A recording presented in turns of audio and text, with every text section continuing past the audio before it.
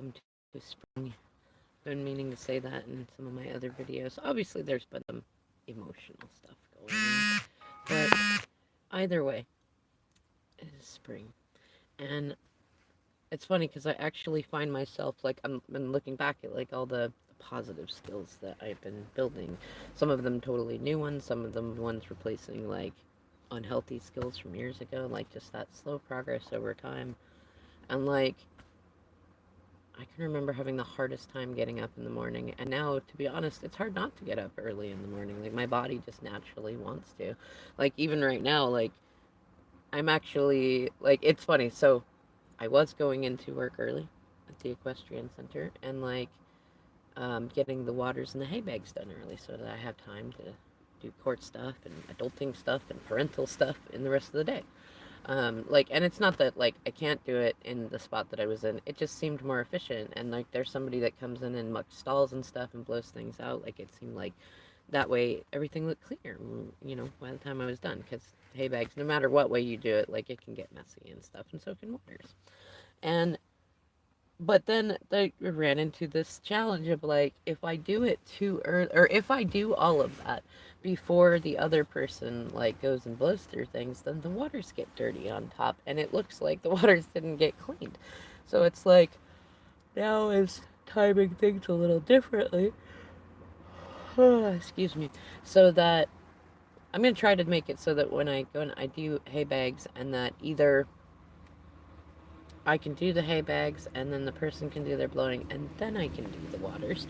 Or I can do it to where like I could do them both just after and do some blowing myself. I could still do it in a reasonable time frame. You just have to be, reasonable about things. And that made me think about, you know what? I have this extra time. And I've been putting a lot of time into trying to make sure that I'm prepared for court and stuff like that. But I also know from things that I've learned in the past too that like sometimes I think we get worried in being like needing to be over prepared. You know what I mean? Like, and thankfully I have some friends that have been helping me through different things on this. And it's like, remember that you don't know everything and you don't need to know everything. You don't have to provide everything. And there's like more opportunities to do things. And good, good, good. In any case, I thought, you know what? I still like I love the growth that I put into this channel. Like there's so many things. It's funny when I started it, I did not intend for it to be like a life vlog, but I'm not unhappy that it went that direction. And I know from feedback I get from so many of you that you all are not unhappy about that either. But I also know that like it's fun to like consistently see from my creator studio like which videos seem to be the most popular over time and get the most comments and seem to be the most helpful. And it seems like the animal totem ones are the ones that have been doing that. And just considering, I mean, we are what we hang out with, right? So like typically when I've done past videos for totem animals, either it's been with animals that I have like interacted with a lot or looked into a lot, and we have another one now.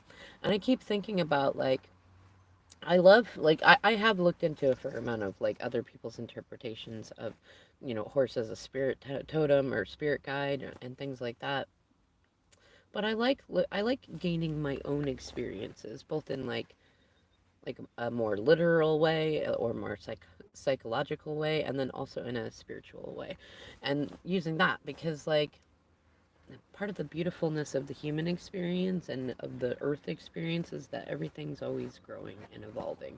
Like even sometimes if it seems like something's growing in a very slow space, or if it feels like we've gone back into an old cycle, it's never actually the old cycle. It's never actually a repeat. It's a new cycle. And in many ways, horses are a lot about cycles. And the biggest thing too is that they're an energetic being. So it's like to work with them, to work around them, to care for them, to feel them caring for you has a lot to do with like it's not so much about having like one meaning. It's more about the sensing of the energy itself, like being aware of your own energetic boundaries and emotions and things like that. Like when I'm turning in or turning out a horse, which is like bringing them out from a stall in, or bringing them in a paddock into a stall, or out from a stall into a paddock. Like when you're walking them, it's funny because a lot of like horse trainers talk about you want them to be aware of what you are doing, but guess what? In order for them to be aware of what you are doing, you have to be aware of what they are doing, right? You have to, like, are they walking with you and paying attention to you and giving you appropriate distance and space? Are they dragging you? Are they like, leading far behind you? Like what, where are they at? And like, where is your distance to them? Like, I've been told like a good arm's length is a good boundary of distance, unless you are grooming them or you invited them into your space, or they invited you into their space, because it works both ways.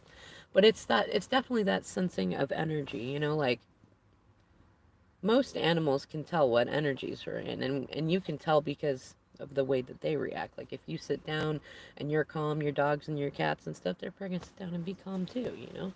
Whereas like if you're in big energy, they're probably gonna be in big energy, or they will be soon after being around yours.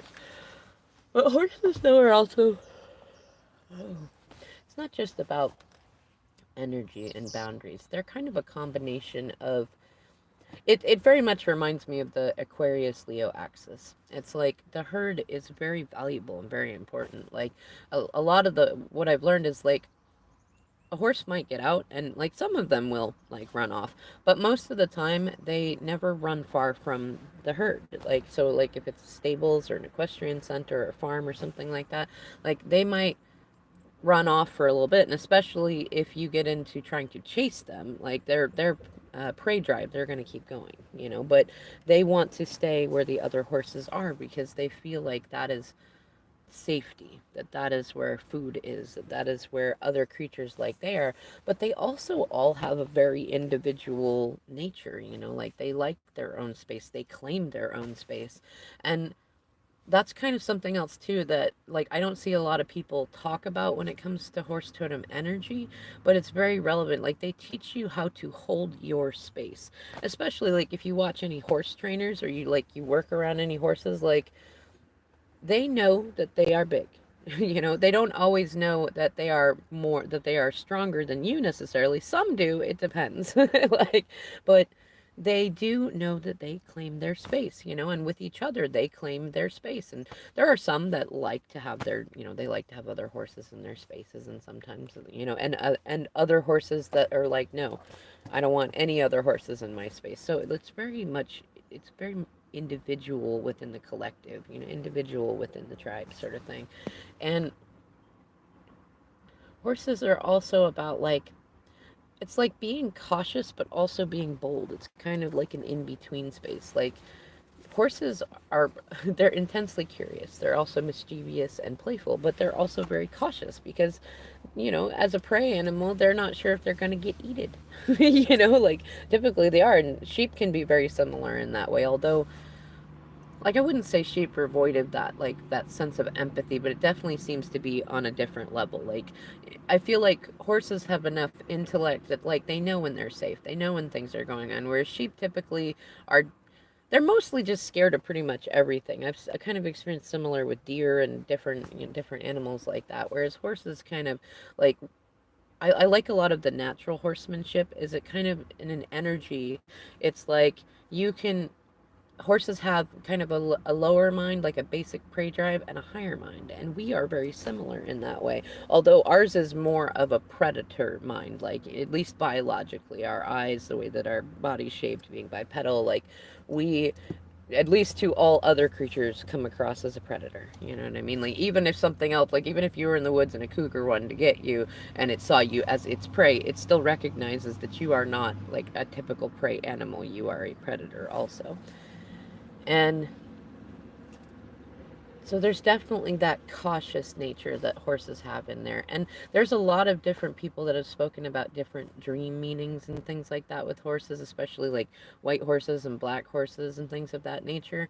And it's like horses are like the whole rainbow of different, different experiences, including temperaments. I mean, hot-blooded, warm-blooded, cold-blooded, like, so it's definitely like a diversity energy. So if you're seeing, if you're thinking about horses, if you feel really called towards horses, or if horses have been like a big theme to your life, or maybe it's a new like spirit ally that has come to you, like consider these things. They're they have been connected with humans since I don't know how far back dated we have marked in history that we've been with horses. I'd imagine there was a big period of time where humans and horses did not interact, but as far back as human history goes, in terms of writing, at least in terms of hieroglyphics, horses have been connected with humans for eons. Let's say eons, right?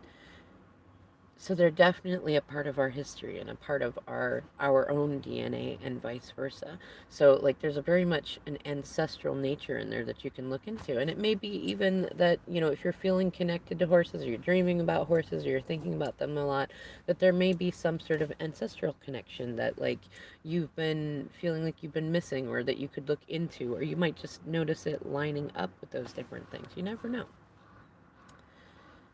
And it's also a good time to look at, like, are you being too cautious in certain situations, or are you being overconfident? Like, because, horse energy can go either way. It can be too scared, it can be head shy and halter shy and people shy and things like that, even without like having actual traumas to cause that. Like, is there an understandable reason that you're being cautious? And even if it's understandable, could it shift things if you stood in your own power, if you were not afraid to take up space and to say, not to necessarily take up other people's space, but to take up your own space and be like, I exist and I am good here. And then likewise, are you being overconfident? Are you going around like, kicking up dust or rearing up or like biting or things like that? Is there spaces that you could simmer down in it and like rethink your groundwork, which is something like, as far as I come to understand it, it's like when a horse is moving on the ground without a human on top of them in some way. It could be walking them back and forth, it could be during lunging, it could be during all sorts of things. But you want to stop and think, especially when you feel high emotions coming on or things like that. You want to stop, think, like, is this what I want? Is this what I want to do? Is this about like reclaiming my space, or is this about taking up other space? Is this like, is this a defense because I need to be in a different space where I'm not, being attacked or moved or things like that? Or is it just because I'm worried about something happening? There's lots of different things you could bring in there. I also suggest that if you like this one, you might look up different meanings for the platypus totem too, because it's very much related to energy, as is leech. And I feel like they kind of make a connection, not a full-on one, but kind of a Venn diagram in that energy section, and you might find that you can learn a little bit more about yourself and about horse totems by looking at what other totems also align with them. All right, y'all. I might do another one of these videos later because I feel like there's a lot more that I could talk about in terms of horse totem energy, but I'm just going to leave this one here. So thank you for watching, liking, subscribing, and I'll see you in the next video.